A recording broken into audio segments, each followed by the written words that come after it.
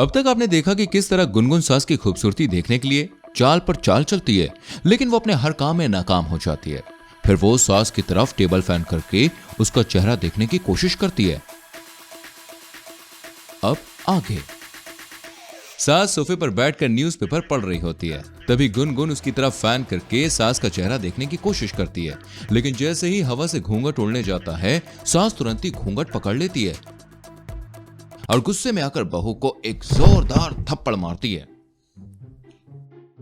गुनगुन बहू, बस अब बहुत हुआ। जब एक बार मना कर दिया तो मान जाओ। ऐसे कैसे मान जाऊं सासू माँ? आज तो मैं आपकी शक्ल देखकर ही रहूंगी। मैं भी तो देखूं कौन से हीरे मोती जड़े हैं इस थोपड़े पर। इस तरह गुनगुन सास से भिड़ जाती है और सास का घूंघट खींचने लगती है, लेकिन लाख कोशिशों के बाद भी वो सास का चेहरा देख नहीं पाती।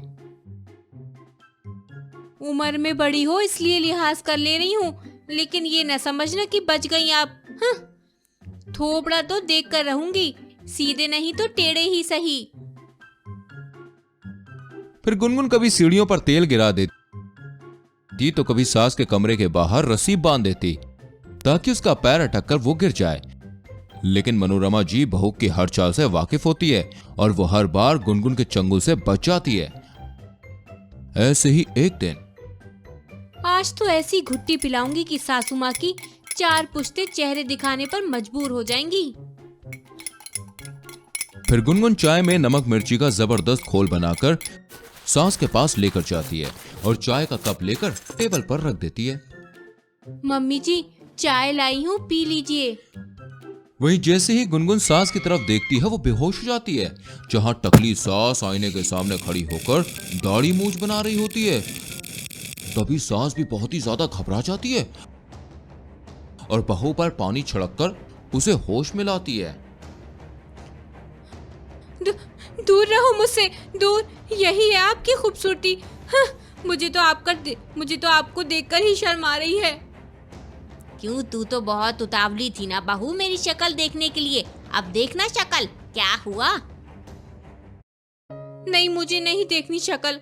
माफ करो मम्मी जी। वैसे एक बात पूछूं, आपका ये हाल कैसे हुआ?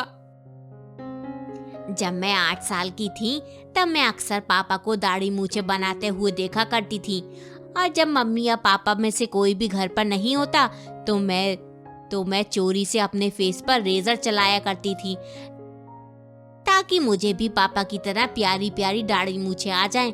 लेकिन मुझे तो ये आइडिया ही नहीं था कि लड़कियों को तो दाढ़ी मूछें होती ही नहीं है। और जब मैं बड़ी होने लगी तो समय के साथ मेरी शक्ल पर आदमियों की तरह बाल आने लगे और मेरी शक्ल का ये हाल हो गया। सभी मेरा मजाक उड़ाने लगे। कोई शादी करने को तैयार नहीं होता था, इसलिए मैंने अपनी शक्ल को घूंघट में रखना शुरू कर दिया और घूंघट के पीछे खूबसूरत लड़की का बहाना करके मैंने तुम्हारे ससुर जी से शादी कर ली। और ये टकला चांद कैसे?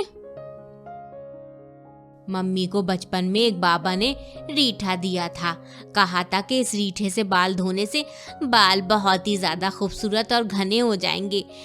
लेकिन जैसे जैसे मैं उस रीठे का यूज करती गई, बाल मजबूत होने की जगह कमजोर होते गए और मैं टकली हो गई। मम्मी जी, मुझे माफ कर दो।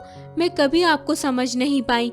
कुछ गलतियों की वजह से आपने तो अपने पूरे जीवन की सुंदरता और सुख ही खो दिया। मैं तो धन्य हूँ कि मुझे आप जैसी सास मिली। मम्मी जी, आप चिंतित मत हो। आजकल हर प्रॉब्लम का सॉल्यूशन है और आपकी प्रॉब्लम का भी होगा। इसके बाद बहू सास को हेयर डॉक्टर के पास ले जाती है और उनके फेस का लेजर ट्रीटमेंट करवाती है। इसके बाद सास के चेहरे से सारी दाढ़ी मूछें चली जाती है। वहीं बहू सास के सिर का भी ट्रीटमेंट करवाती है, जिसके बाद सास के सिर पे काले घने बाल आ जाते हैं और वो बहुत ही ज्यादा सुंदर दिखने लग जाती है। थैंक यू बहू, आज ये सब तेरी वजह से ही पॉसिबल हो पाया है। इट्स ओके मम्मी जी। इसके बाद दोनों सास बहू घर आ जाती है। वहीं मोहल्ले में सभी सास का घूंघट हटा हुआ देखकर काफी हैरान होते हैं। मानना पड़ेगा मनोरमा मानना पड़ेगा मनोरमा बहन, तू तो बहू से भी ज्यादा खूबसूरत है। टके सच कहा चिंगारी बहन आपने। इसके बाद दोनों सास बहू बड़े ही प्यार से रहने लगती हैं और बहू सास के घूंघट के राज को राज ही बनाए रखती है।